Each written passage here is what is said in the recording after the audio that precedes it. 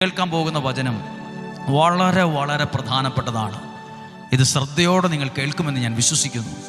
അതായത് നമ്മളെല്ലാവരും പ്രഭാതത്തിൽ എഴുന്നേറ്റ് ഈ വചനം കേട്ടു.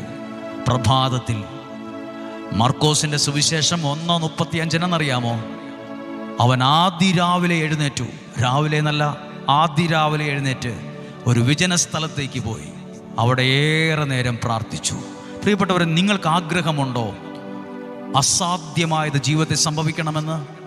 നിങ്ങൾ ആഗ്രഹിക്കുന്നുണ്ടോ എൻ്റെ ജീവിതം മനോഹരമായി മാറണമെന്ന്? എന്നാൽ അതിരാവിലെ എഴുന്നേറ്റ് പ്രാർത്ഥിക്കണം.